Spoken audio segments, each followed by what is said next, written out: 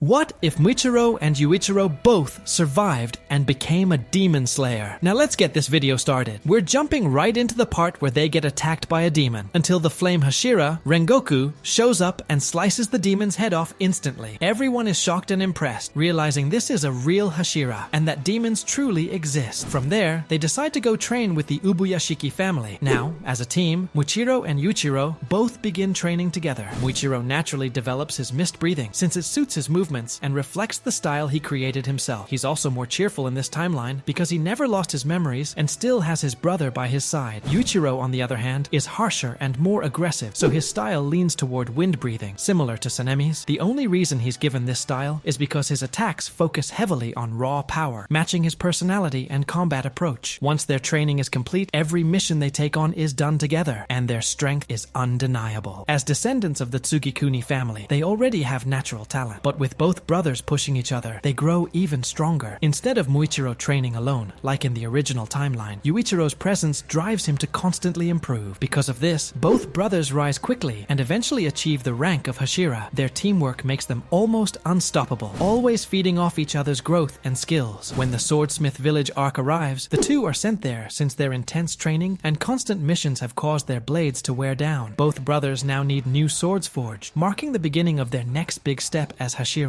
When Tanjiro talks with them, Muichiro is cheerful and kind, but Yuichiro is always rude to him, acting much like Sanemi. Muichiro, however, stays patient and even apologizes for his brother's behavior. Now, moving on to the Upper Moon's arrival. Instead of Muichiro being blown away from the fight against Upper Moon 4, like in the original timeline, he and Yuichiro stay together. This time, the twins face the Upper Moon head-on, and because of their combined strength and teamwork, they prove far more capable of fighting him. This time, Muichiro and Yuichiro fight extremely well together. They push Upper Moon 4 much harder than in the original timeline, quickly cutting down all of his emotional clones until only his true body and one smaller form remain. With their combined strength, they hold him off far better than Muichiro ever did alone. In the heat of battle, both brothers unlock their Demon Slayer marks, their power spiking as they continue the fight. Around the same time, Tanjiro returns. Nezuko manages to resist the sunlight and gains her immunity, and together with the twins, they finally defeat Upper Moon 4 once and for all. Meanwhile, Mitsuri Kanroji engages Upper Moon 5, and the fight plays out much like in the original timeline. She unlocks her Demon Slayer mark, pushes herself to the limit, and manages to hold her ground against the demon. With her strength and resolve, the fight ends the same way it once did, her passion and power, proving that she's one of the strongest Hashira. From here, the story moves forward into the Hashira training arc. The Hashira training arc plays out mostly the same, but with one big difference. Tanjiro's training is paired with both brothers. Muichiro focuses on teaching him defensive techniques, while Yuichiro pushes him with a more aggressive, tactical approach in swordsmanship. This balance gives Tanjiro a sharper edge than in the original story. Meanwhile, Muzan's plan finally unfolds in full, and the Demon Slayer core is pulled straight into the Infinity Castle. And now, we enter the Infinity Castle arc. Now let's clear this up. In this timeline, Rengoku still dies during the Mugen Train arc. Tengen Uzui eventually retires. Because of that, neither of them are present when the Demon Slayers enter the Infinity Castle. First, let's go over Akaza versus Gyu and Tanjiro. That battle plays out almost the same as the original timeline. Tanjiro enters the selfless state and lands the final blow. In the end, Akaza lets himself fade away, feeling remorse and finally reuniting with the memory of his wife. Next, we move on to the fight against Doma. This battle also plays out very similarly to the original. Shinobu still sacrifices herself, Kanao fights with everything she has, and Inosuke helps finish Doma off once and for all. After finishing the battle with Upper Moon 2, things get really intense as the fight with Upper Moon 1 begins. This time, Muichiro and his brother Yuichiro arrive first to confront Kakushibo. Unlike the original timeline, where Muichiro had his hand cut off early on, the brothers managed to last much longer together. This time, Kokushibo is defeated without Muichiro dying, and without Genya dying either. Gayome's presence made a huge difference, giving them the edge needed to survive. His support allowed Muichiro to stay alive, and together they managed to bring down Upper Moon 1. Now we move to the side battles. Zenitsu faces Kaigaku, and just like in the original timeline, he successfully defeats him. Meanwhile, Nakime battles Obanae Guro and Mitsuri Kanroji inside the Infinity Castle. With their combined effort, they managed to kill her and stop the castle from collapsing under Muzan's control. With the Upper Moons finally defeated, everyone now prepares for the final showdown, the Sunrise Countdown against Muzan Kibutsuji. Now, with Muichiro and the others having their Demon Slayer marks, everything in the final battle against Muzan plays out almost exactly like in the original timeline. Tanjiro delivers the finishing blow, Muzan is defeated, and the sun finally ends his reign. The main difference in this timeline is that Muichiro doesn't die during the fight. Instead, he survives. But because of the Demon Slayer mark, his life is still cut short. Just like the others with marks, he eventually passes away at the age of 25. Gyomei also survives the final battle, but he too meets the same fate at 25, as the curse of the mark claims their lives. So while the ending remains almost the same, one major change is that Muichiro lived longer, carrying his strength and legacy a bit further than in the original story. And that's the end of this timeline. If you enjoyed this breakdown and want more alternate scenarios, make sure to let me know in the comments. Also, YouTube thinks this next video is the perfect one for you, so click it now. You won't regret it.